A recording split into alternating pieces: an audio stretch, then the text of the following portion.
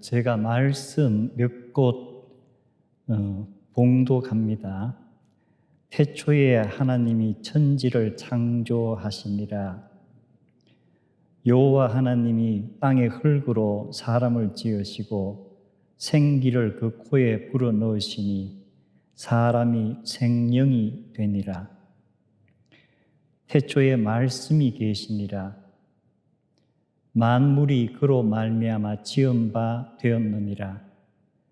그가 세상에 계셨으며 세상은 그로 말미암아 지은 바 되었으되 세상이 그를 알지 못하였느니라. 그를 영접하는 자 곧 그 이름을 믿는 자들에게는 하나님의 자녀가 되는 권세를 주셨느니라. 제가 세 곳 말씀 발췌해서 읽었는데 첫 번째 말씀은 성경의 맨 첫 구절이죠. 태초에 하나님이 천지를 창조하시니라. 여기에서 우리가 관계를 설정을 하면은 하나님과 천지 만물의 관계, 그래서 창조주와 피조물의 관계가 성립이 되죠. 그리고 두 번째 제가 읽었던 여호와 하나님 이 땅의 흙으로 사람을 지으시고 생기를 그 코에 불어넣으시니 사람이 생명이 되니라.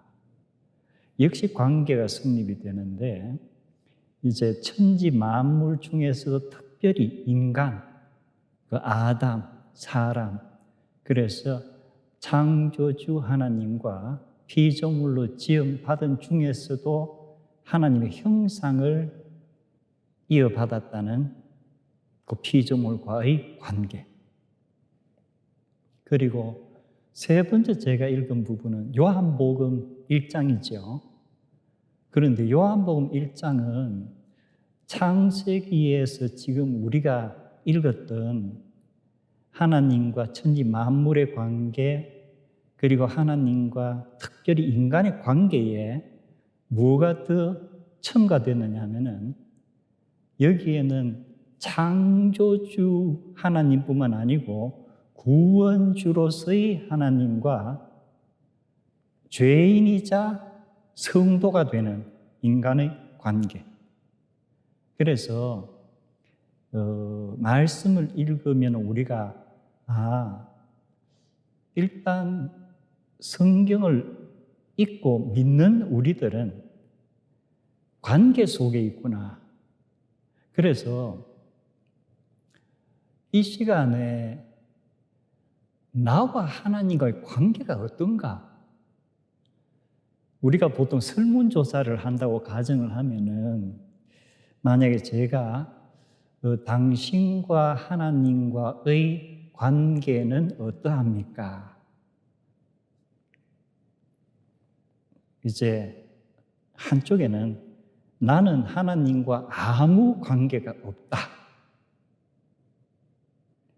그 다음에 나는 하나님과의 사이가 아주 멀다. 그 다음 나는 하나님과의 관계가 조금 멀다. 그리고 중간에는 관계가 사이가 그저 그렇다.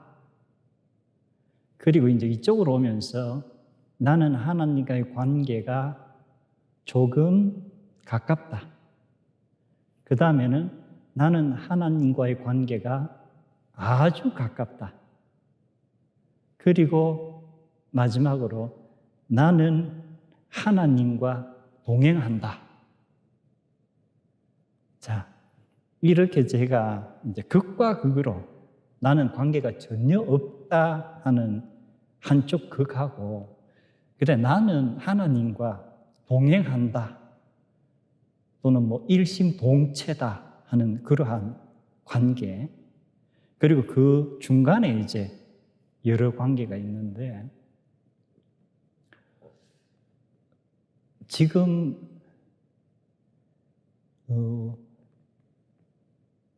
어떤 개인이 하나님의 관계를 인정하든 인정하지 않든 우리가 성경을 읽으면 분명히 관계가 있죠. 그러니까 나는 하나님과 아무 관계가 없다라든지 하나님 자체가 존재하지 않는다는 무신론자들은 사실은 너무 이제 우리가 성경에 비춰보면 참 안타깝다. 이 세상에서 가장 중요한 그 관계에 대한 개념이 왜 없을까? 그리고 또 하나는 우리가 미국 지폐를 보면은 In God we trust 하는 그러한 문구가 들어있는데 여기서 God이라고 하는 신이 우리가 이 성경에서 읽고 찾아서 믿고 예배하는 그 하나님인가? 흔히 우리가 이제 주데오 크리스천 갓이라고 하죠.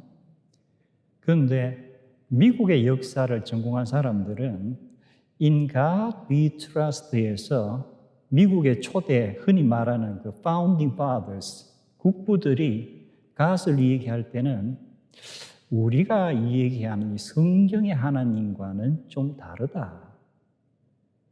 무슨 뜻이냐면은 Deism 하는 D-E-I-S-M 그래서 이것을 자연론 신관이라고도 하고 이런데 쉽게 표현하면은 이 Deism 또는 Deist는 창조주 하나님은 인정을 해요. 일단 어떤 하나님이란 존재가 천지 만물을 창조했다.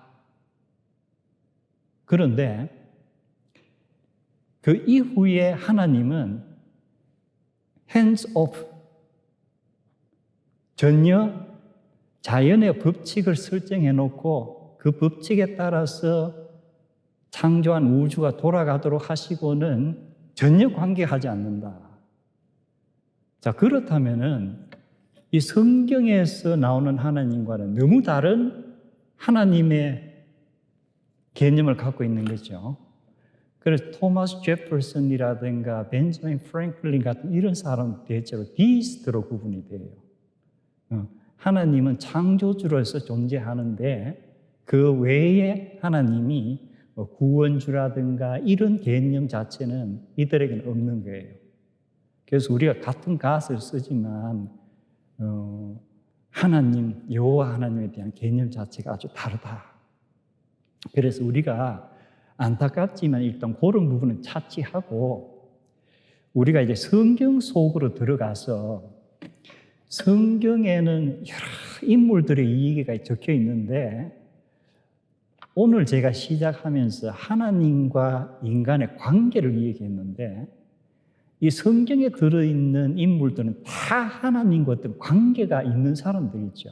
그런데 그들의 관계가 제가 처음에 몇 가지 멀다, 조금 멀다, 그저 그렇다, 조금 가깝다, 아주 가깝다 이런 이제 여러 단계를 얘기를 했었는데 우리가 지난 월요일에 묵상했던 창세기 32장은 야곱이라는 인물의 이야기죠. 그러면 우리가 성경에서 야곱이라는 인물이 하나님과의 관계를 우리가 한번 쭉 따라가면서 그 하나님과 관계의 뎁스라 그럴까 또는 인티머시 그 깊은 정도에 대해서 한번 생각을 해보면 어떨까. 그래서 창세기에서도 그 성경학자들이 얘기하는 제이콥 사이클 해가지고 야곱이 등장하는 부분이 굉장히 길어요. 아브라함보다도 훨씬 길죠. 이삭보다도. 그 이름이 계속 나오는 거는 25장부터 거의 49장까지 계속 나와요. 끝까지. 그런데 우리가 그 몇몇 개 야곱의 사건을 보면은 아마 여러분 대체로 야곱의 얘기는 알고 있을 거라고 제가 가정을 하고 야곱이 형에게서 장자권을 사는 사건 나오죠. 형이 사냥하다가 배가 고파 돌아왔는데 그 죽하고 좀 달라 그러니까 장자권을 나한테 팔아라. 자, 이러한 말을 하고 할 이 당시에 야곱과 하나님과의 관계는 어떠할까? 별로 야곱과 하나님이 관계가 별로 없는 것 같아요. 최소한 야곱으로 봐서는 하나님의 존재에 대해서 인식 자체를 하고 있는지 없는지도 우리가 알 수가 없어요. 그래서 그저 그렇다고 하기도 그렇고, 야곱에게 우리가 물어볼 수 없으니까. 그런데 그 다음에 이제 이삭이 나이가 많아져 가지고 내가 죽을 날이 가까워지는가 보다. 그래서 사랑하는 큰 아들 에서를 불러서 귀뜸을 하죠. 사냥감 고기를 잡아오너라. 그러면 내가 먹고 너에게 축복 기도를 해주겠다. 이것을 둘째 아들 야곱을 사랑하는 어머니가 듣고 이제 두 사람이 좀 좋지 않은 어떤 계략을 꾸미죠. 그래서 야곱이 에서인 것처럼 그렇게 변장을 하고 아버지에게 들어가니까 이삭이 처음에 묻는 이 얘기가 어떻게 이렇게 빨리 사냥감을 잡았느냐. 그러자 야곱이 뭐라고 대꾸를 하죠? 아버지의 하나님 여호와께서 나로 하여금 순조롭게 사냥감을 만나게 하셨습니다. 자, 이 말을 할 이전에 야곱과 하나님과의 관계는 어떠할까?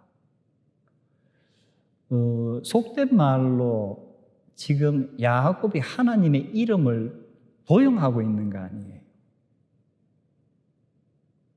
사냥하러 가지도 않았으면서 그냥 집에 있는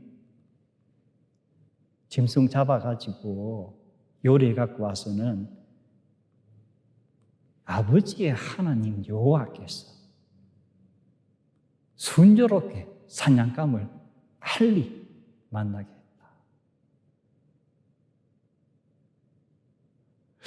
과연 이 야곱 하나님과 관계를 야곱의 측면에서 뭐라고 봐야 될까? 아직 개념 자체가 없는 것 같아요. 그런데 결국은 도망을 치게 되죠. 이제 외삼촌의 집으로. 그래서 가다가 창세기 28장에 길에서 잠을 자는데 꿈을 꾸죠. 그리고 그 꿈에 하늘로 연결되는 사닥다리를 보고 하나님의 음성을 듣고 그리고 나서 야곱이 잠이 깨어서 딱 하는 얘기가 여호와께서 과연 여기 계시거늘 내가 알지 못하였도다. 자, 그날 그 장소에서 비로소 알았다는 그러한 고백인가? 그렇다면은 야곱이 태어나서 거의 도망치다가 꿈을 꾸는 이 시간까지 수십 년 동안 야곱은 하나님의 존재 자체에 대해서 거의 관심 자체가 없었던가?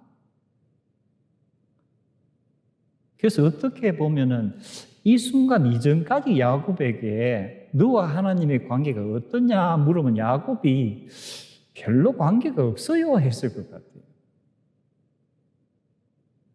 그저 그렇다는 얘기도 안 나왔을 것 같아요. 그런데 이 창세기 28장에서 여호와가 계시는구나.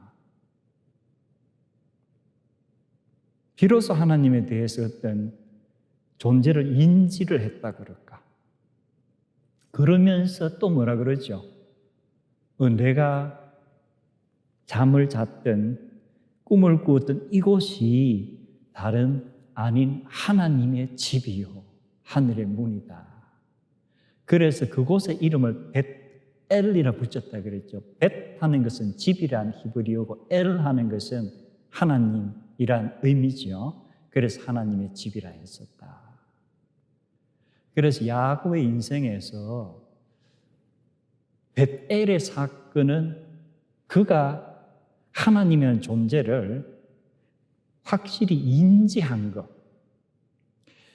우리가 흔히 말하는 신앙이나 믿음이라는 의미보다는 존재를 인지했다 그럴까. 그리고 또 하나는 이분에게는 내가 잘 보이면은 많은 것을 내가 얻을 수가 있을 것 같다.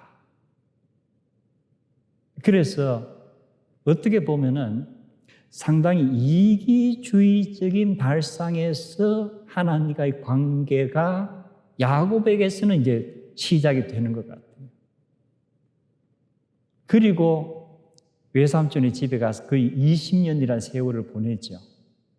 그리고 나서 이제 자식과 아내들과 여러 재산을 가지고 다시금 예전에 있던 곳으로 돌아오는데 그 중에 일어나는 사건이 뭐예요?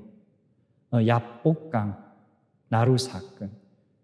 그것이 우리가 월요일날 묵상했던 창세기 32장인데 우리가 창세기 32장에서는 주로 야곱과 씨름했던 그 사람의 정체에 대해서 우리가 많이 궁금해하고 또 거기에 대해서 많이 얘기를 하는데 오늘 저는 포인트가 그 부분이 아니기 때문에 그건 생략을 할게요.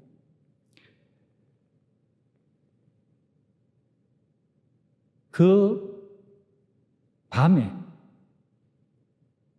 형을 만나야 되는 그러나 아직도 너무나도 두려운 상황에서 그 밤에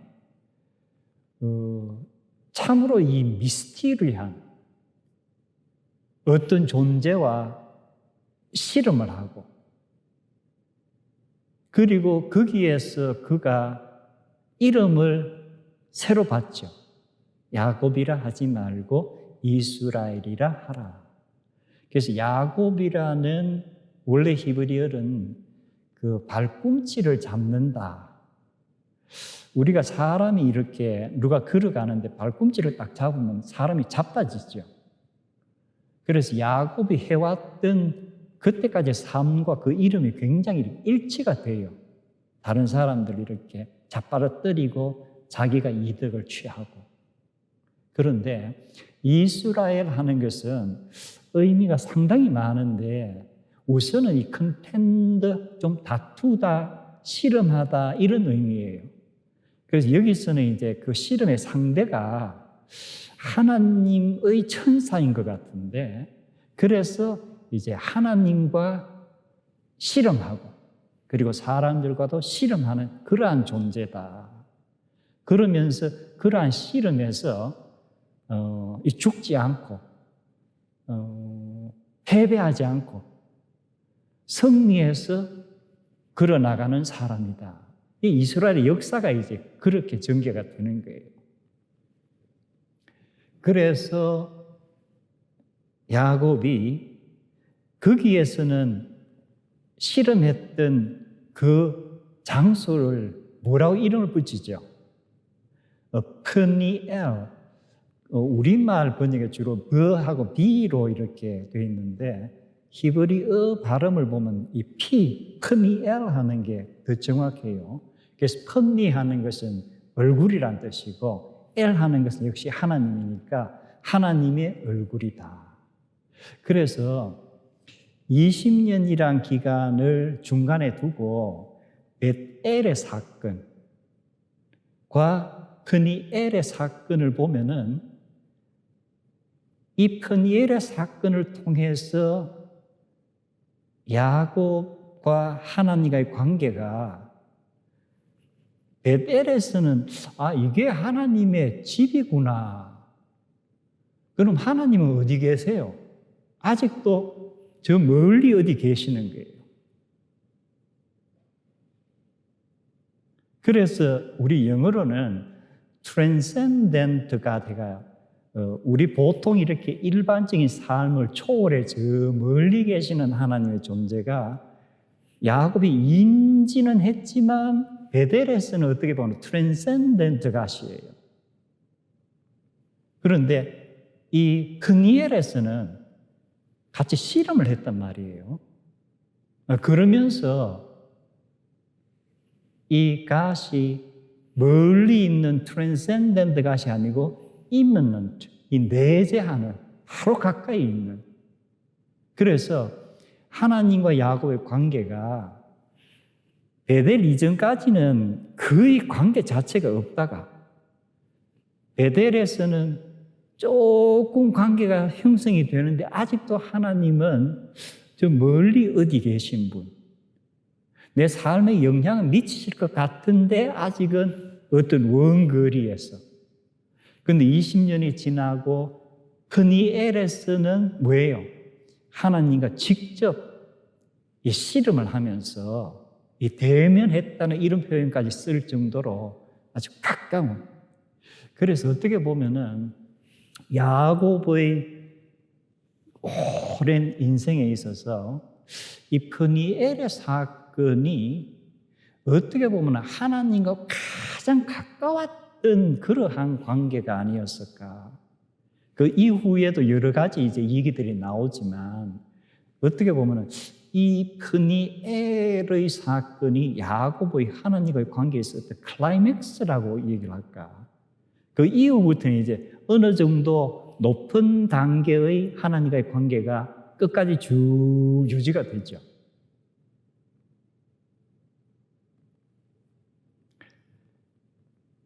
그리고 우리가 몇 주 계속 얘기를 보고 있는 모세의 경우, 그럼 모세와 하나님과의 관계는 우리가 아는 것처럼 출애굽기 이제 1장 그리고 2장에서 이제 모세의 얘기가 시작이 이렇게 됐는데, 이제 어린 나이에 모세가 엄마가 이렇게 갈대 상자에 넣어가지고 나일강에 떠내려 보내고 이제 애굽 공주로부터 양자가 되고 그리고 한 40년 정도를 이제 애굽의 궁에서. 근데 앞에 잠시 동안은 이제 어머니가 유모로 모세를 잠시 돌보게 되죠. 어쨌든 이 40년이란 초반에 모세가 하나님에 대해서 어느 정도 알고 있었을까? 자기의 친모가 유모 역할을 하면서 모세에 대해서 뭘 얘기를 해 주었을까? 그 어린 나이에 그걸 이해할 수 있었을까? 이건 어디까지나 우리가 추정밖에 할 수 없어요. 그리고 이제 애굽 사람을 이렇게 죽이는 사건이 일어나서 결국 피신을 미디안 광야로 하게 되면서 그 미디안에서 또한 한 40년 정도. 그때도 우리가 성경을 보면은 모세가 하나님과의 관계에 대해서는 언급 자체가 없죠. 그리고 출애굽기 3장에 가면은 비로소 어느 날 하나님의 산 호렙에 양떼를 이끌고 풀을 먹이러 가다가 그 산에서 떨기나무 속에서 여호와의 사자 또는 여호와를 만나면서 그의 관계가 이제 시작이 되는데, 그때는 거리상으로는 우리가 뭐 알 수가 없죠. 가시나무 뜰기 불이 활활 타고 있는 것 같은데 이상하다 하면서 이제 가까이 갔으니까 이 물리적인 거리는 일단 가깝긴 가까웠겠죠. 그런데 그 불길 속에서 하나님의 음성 또는 하나님의 사자의 음성이 가까이 오지 마라. 너가 지금 서 있는 그 땅은 거룩한 땅이다. 신을 벗어라. 그래서 이 모세와 하나님의 관계가 그 이전에는 우리가 정확히 알 수가 없고 호렙산에서부터 시작이 되는데 아주 친밀한 그런 관계라기보다는 하나님은 상당히 두려운 존재, 너무나 거룩한 존재로서 이 접근이 어려운 존재. 그래서 모세에게 호렙산에서 하나님과의 관계가 어땠어야 하면은 내가 감히 접근을 못했다. 물리적 거리는 가까웠지만 우리가 영적으로든지 심리적으로는 굉장히 이렇게 멀었다. 그런데 이제 출애굽의 지도자로서 쭉 생활을 하면서 그리고 홍해 바다를 건너고 그리고 이제 광야에 도착하고 그리고 시내산에서 우리가 지난 한 4주, 5주 동안 계속 이걸 보면서 하나님과 모세의 관계가 인간으로서 하나님과 인간이 이렇게도 가까울 수가 있는가? 이 물리적인 거리뿐만 아니고 여러 가지 면에서.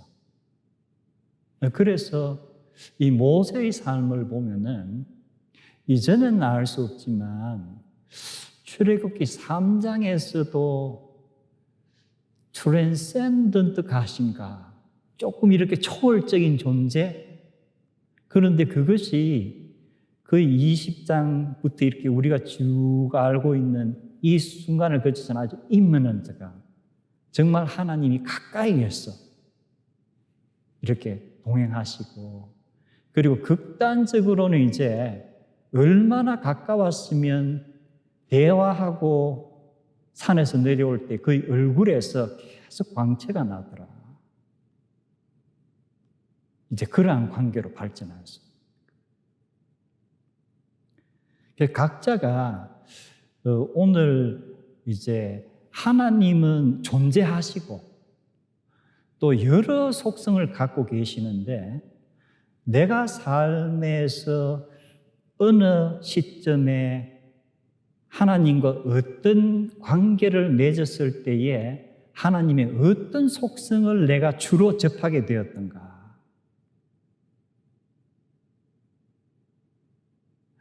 내가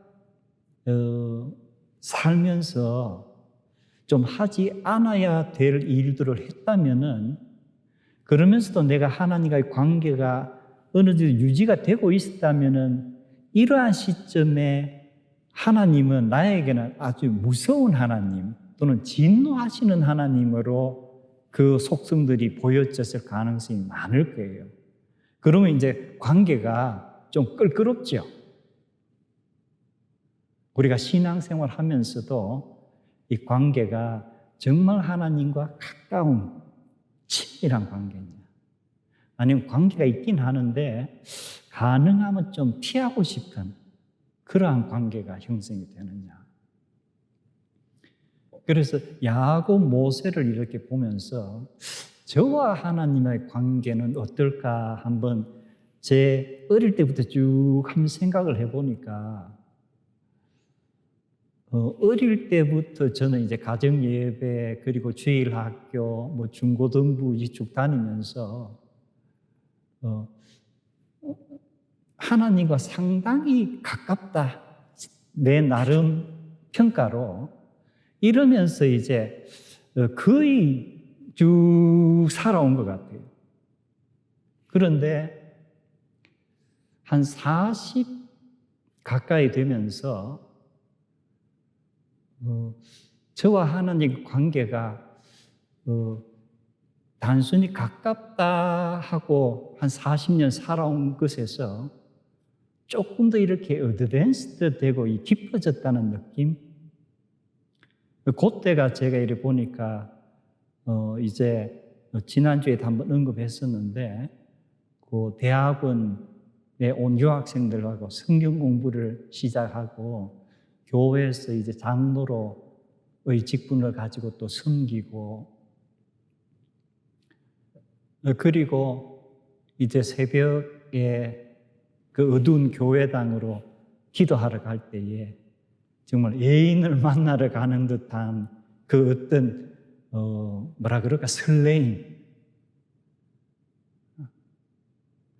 그리고 이제 그게 쭉 몇 년을 계속되면서 결국은 이제 평신도 목회를 하는 그런 기회가 또 주어지고, 그래 결국 이제 신학교로 가게 되고, 그래서 한 40부터 시작해서 이제 신학교를 거의 마칠 한 51세, 2세 때까지가 제 인생에서 하나님과 가장 가까웠던 때인 것 같아요.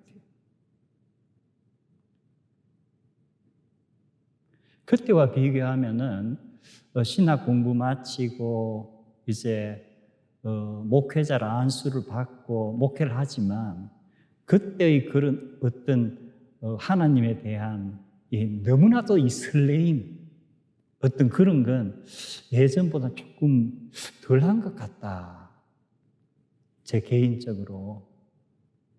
그래서 우리도 이따금씩 나와 하나님의 관계가, 내가 하나님을 알게 되고 하나님을 창조주요 구원의 하나님으로 믿게 되면서부터 그 관계를 한번 뭐라 그럴까, 시기별로 또는 여러분 나름대로 한번 구획을 지어서 생각을 해보는 것도 앞으로의 신앙 여정을 계획하는 데 도움이 될 거예요.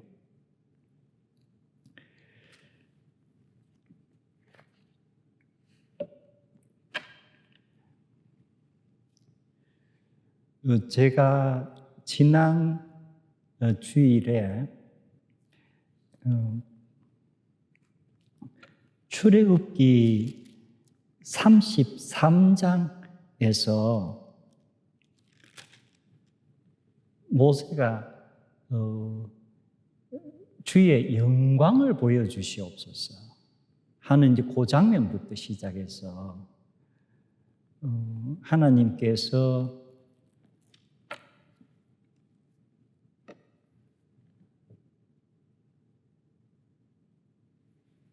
내 곁에 한 곳이 있다.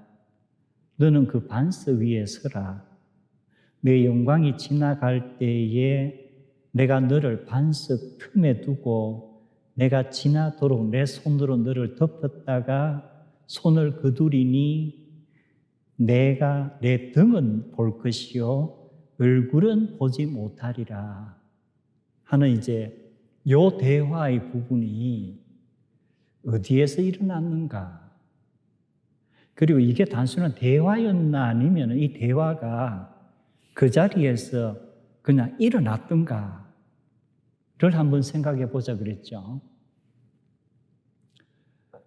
우리가 이 판단이 조금 힘드는 것이, 이 사건이 출애굽기에서도 굉장히 미스티리어스한 사건이기 때문에 주로 설교에서 출애굽기 전체를 하지 않고 몇 개를 뽑아서 할 때는 대체로 이렇게 언급이 되는 부분이에요. 그런데 32장에서 이렇게 딱 끊어버리니까 우리가 대체로 이 사건이 일어났는가 보다, 이렇게 생각을 하는 경우가 많아져요. 그런데 34장에 들어가면은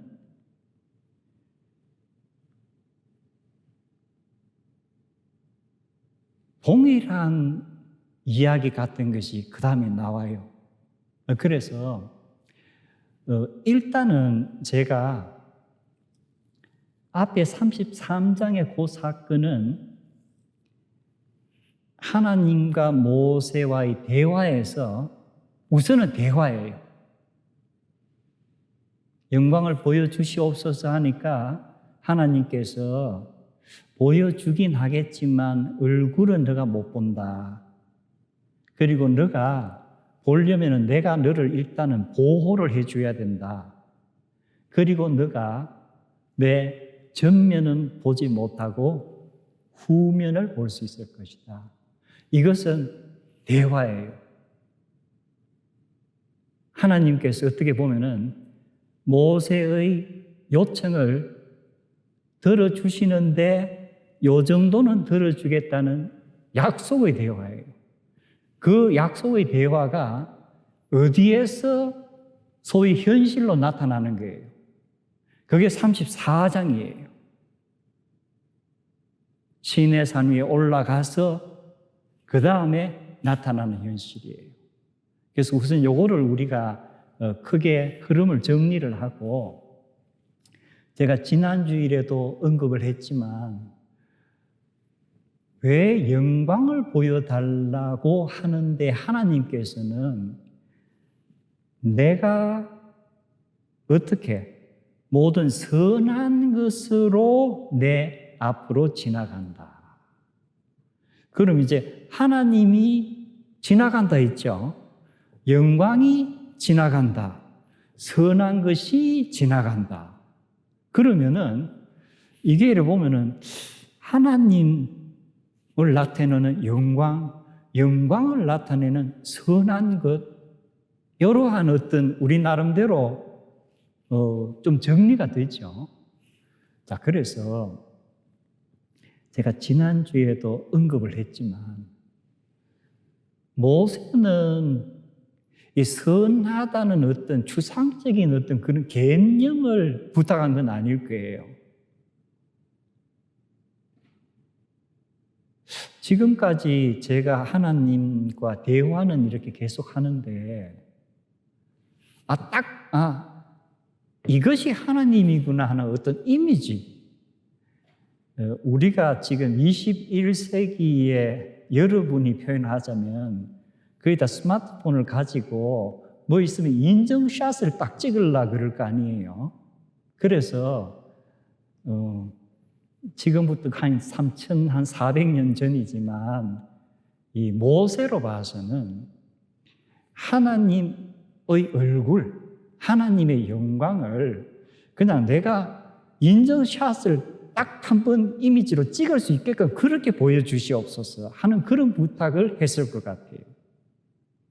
그런데 하나님께서는 그것과는 전혀 동떨어진 것 같은 선한 것으로, goodness. 그래서 우리가 더 깊이 보면은 goodness는 하나님의 속성 중에서 하나님께서 내가 가장 중요하게 생각하는 속성이다. 너가 나를 알고 싶으면은 나는 goodness, 선하다는 속성을 너가 알아라. 그래서 우리가 깊이 생각해 보면은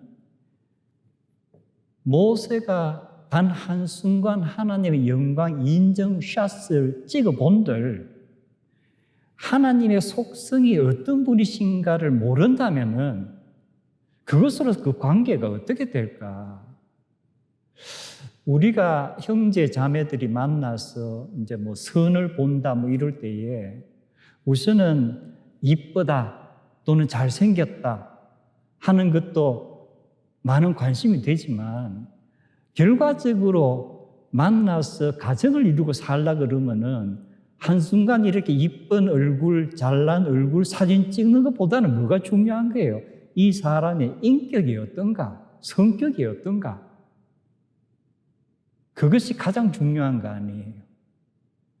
그래서 결국 하나님께서도 모세에게 너가 지금 한순간에 어떤 인정샷을 원하는 것 같지만 꼭 필요한 것은 내가 어떤 하나님인가를 너가 알아야 된다. 특히 지금은 상황이 진노하신 하나님의 모습을 모세가 보았던 거 아니에요. 그리고 백성들도 지금 진노하신 백성, 하나님 때문에 백성들이 지금 굉장히 이렇게 불안해하고 있는 거 아니에요.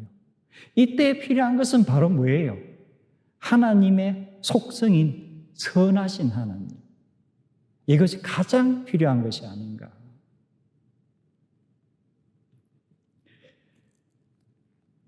그래서 제가 주일에 잠시 언급을 했었는데 우리 본회프 목사님 20세기에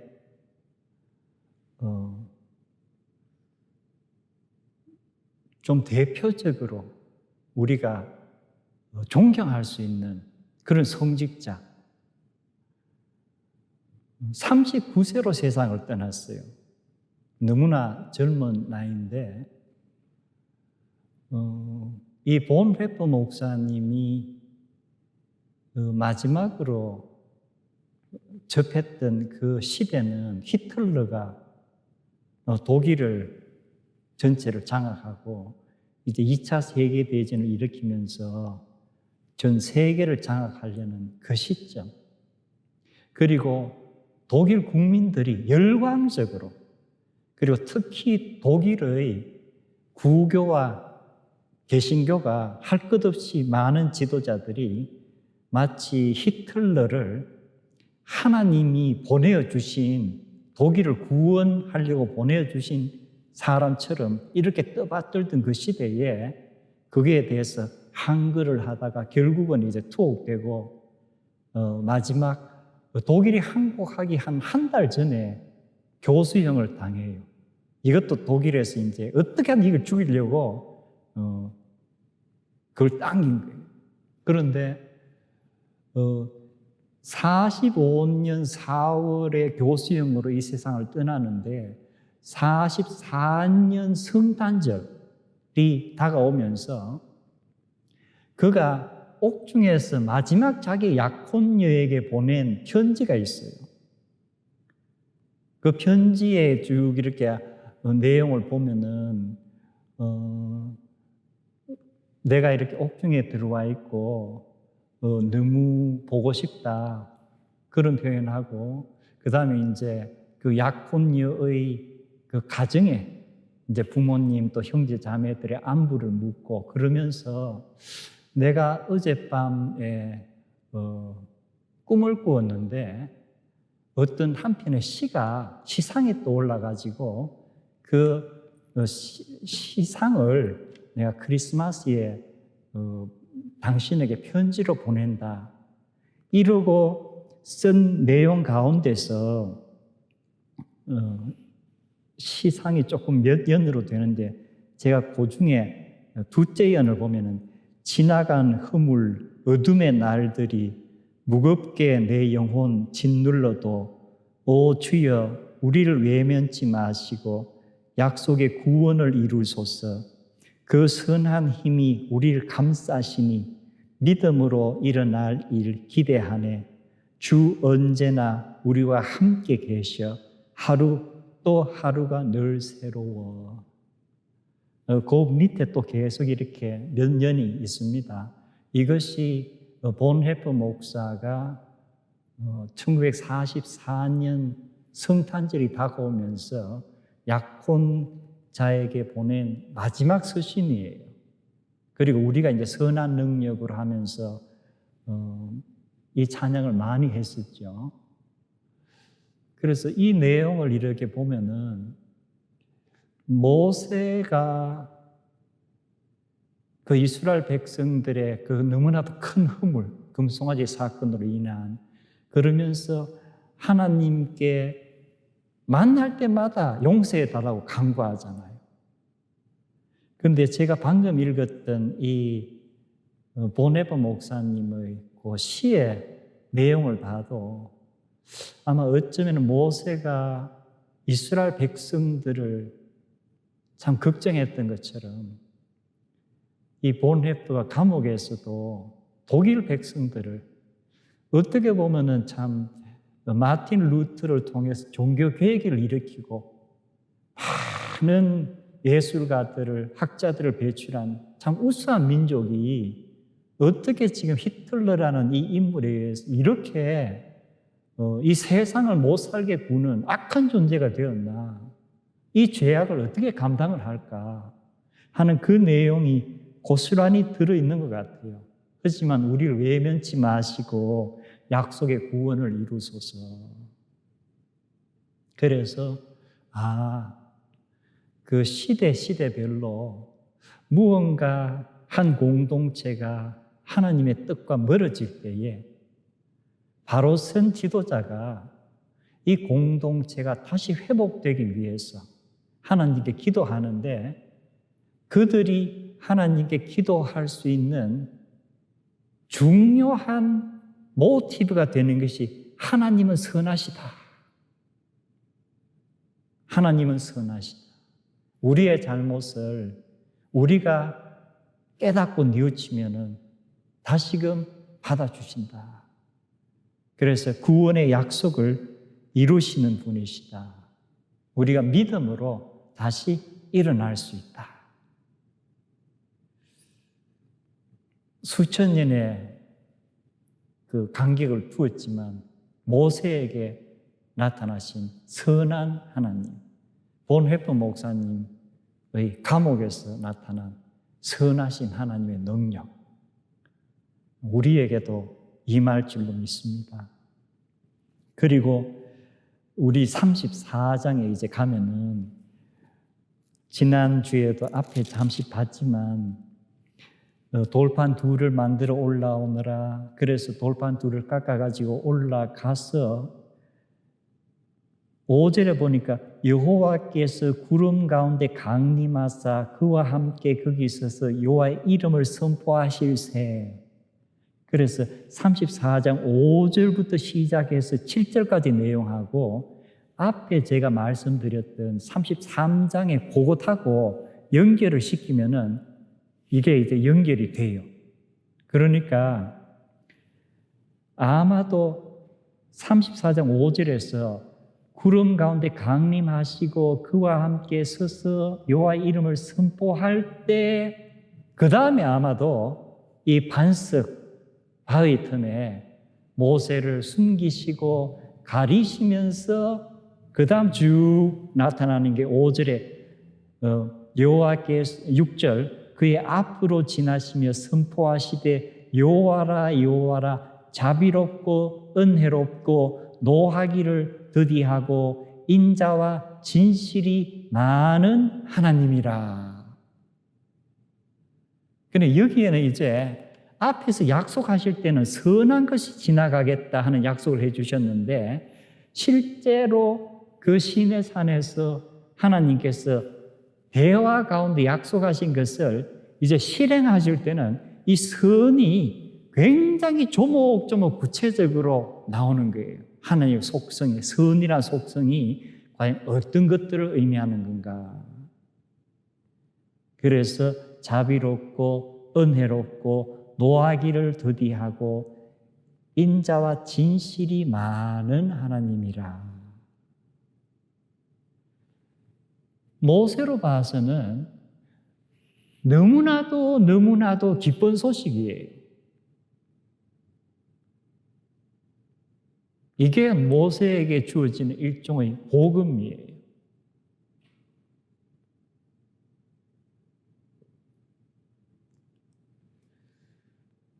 비교 종교학을 보면은 모든 종교에 그들이 섬기는 신이 있고, 또 그들이 가지고 있는 경전에도 그들이 섬기는 신의 속성들이 쭉 적혀 있는데, 거의 대부분의 신들에게 어떤가는 속성은 파워예요.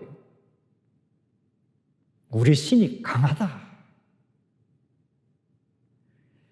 물론 우리가 성경 전체를 보면은 하나님은 강하신 분이에요. 그런데 하나님 스스로 하나님을 모세에게 지금 나타내실 때는 하나님의 강함을 나타내는 게 아니고 하나님의 선하심, 하나님의 자비롭고 인자하시고 노하기를 더디하시는 것을 지금 나타내는 거예요.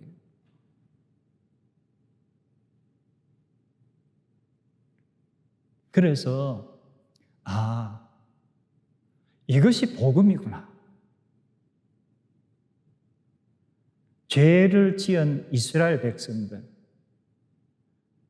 내가 그들을 멸해버리겠다고 하시는 하나님의 심판의 음성을 들은 모세, 그 죄 지은 백성들의 지도자로서 심판하시겠다는 하나님 앞에서 모세가 얼마나 지금 괴롭고 힘들까? 그런데 하나님의 모습을, 실체를 보여주시옵소서 했을 때 하나님께서 선한 것 인자하시고 노하기를 더디하시고 자비로우시고 오래 참으시고 회개하며 용서해 주시는 하나님의 속성을 모세가 시내산에서 약속을 이미 받았고 이제 시내산에서는 다시금 그것이 그의 앞으로 지나가며 선포될 때에 모세에게 그것은 뭐예요? 복음이에요. 우리가 참된 복음을 들을 때에 우리에게는 어떤 반응이 나타나죠? 엎드려 경배하고 예배하는 거예요.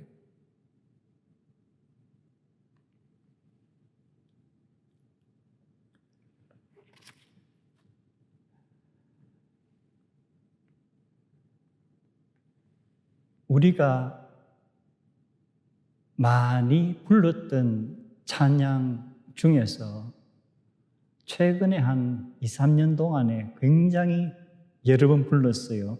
그 송축의 내용은 영어로 10,000 reasons 이렇게 되어 있는데 그 2절 가사를 보면은 정확하게 이 송축의 내용의 작곡 작시자가 성경의 어떤 구절들을 생각하고 이 작시를 했을까 하는 것은 제가 알 수 없어요. 그런데 이 가사를 쭉 보면서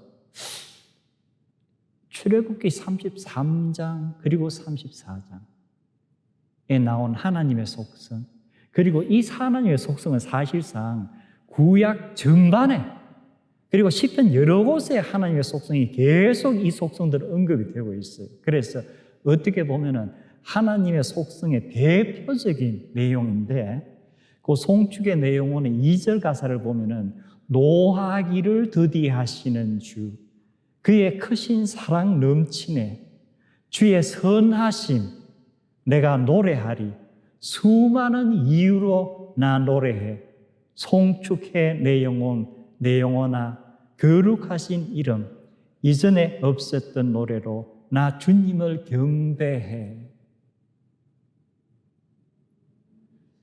이 34장 8절에 여호와께서 지나가시면서 이러한 복음을 선포하실 때 그 복음을 듣고 모세가 엎드려 경배할 때에 만약 그가 어떤 노래를 지어 불렀다면은 송축의 내용과 같은 이러한 내용의 가사가 아니었을까?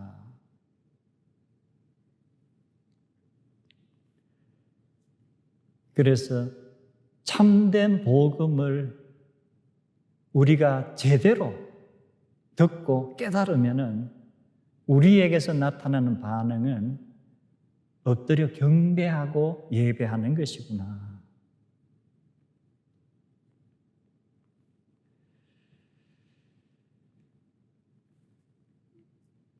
이번 주 중에 우리가 시편 42편도 묵상을 했습니다.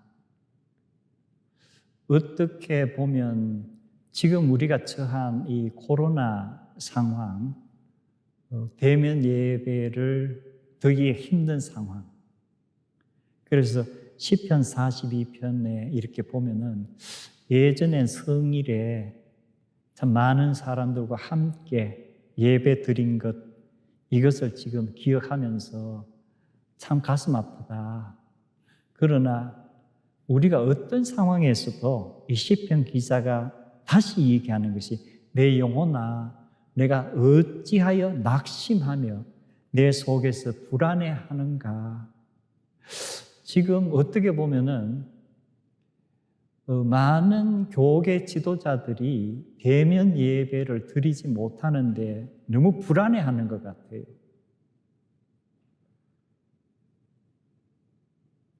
그런데 그런 우리 교우들에게 이 시편 기자의 이 말씀, 너는 하나님께 소망을 두라. 그가 나타나 도우심으로 말미암아 내가 여전히 찬송하리로다.